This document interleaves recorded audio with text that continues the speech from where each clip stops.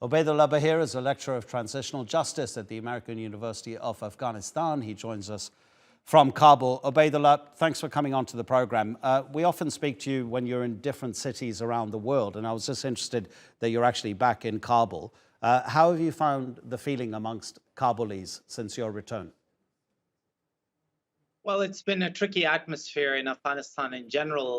The fact that the one thing that was a major positive from the Taliban coming to power was the absence of active conflict or the large-scale killings that were happening before this. They had diminished. And the fact that ISK or Daesh is finding its footing and targeting soft targets across Afghanistan, especially religious institutions, just makes you wonder if this can stay the way that it is or improve.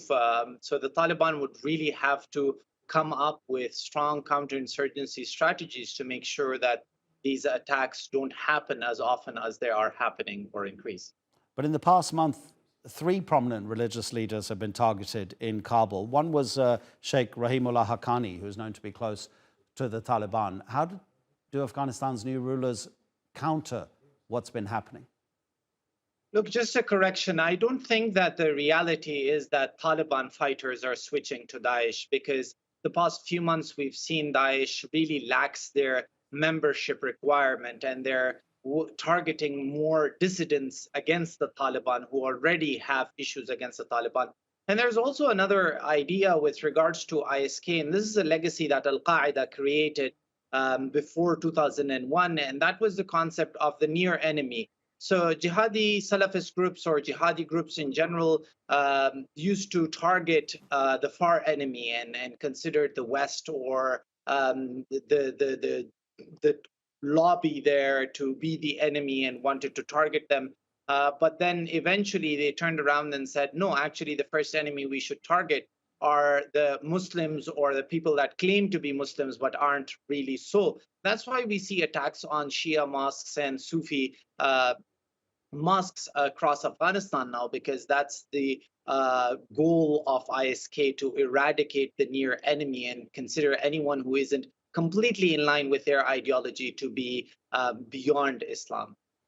A couple of things have happened recently. The killing by an American drone of the leader of Al-Qaeda, Ayman al-Zawahiri. And then we had, just before the first anniversary of the Taliban's takeover, that march by women demanding their equal rights. And they were beaten up and harassed by members of the Taliban. I was just wondering if those two examples are just the most recent in terms of how much the Taliban is failing in the demands being made by the international community before its administration can receive the international assistance that the people need.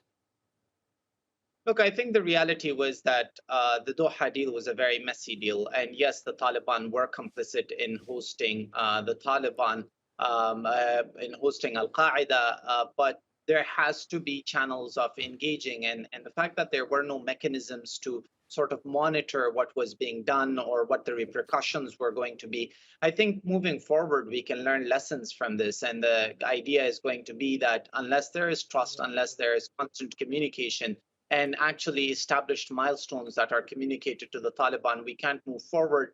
But at the end of the day, look, the problems like the frozen assets of Afghanistan are all contingent on the idea of engagement happening and both sides sitting on the table. And whether it's the Taliban failing, whether it's the international community, at the end of the day, the cost is paid by the common Afghans, whether it's women protesting on the roads for their rights, or it's Afghans sitting inside their homes not knowing where and when their next meal is going to come from. Obaidullah, thank you so much indeed. Obaidullah Baheer speaking to us from Kabul.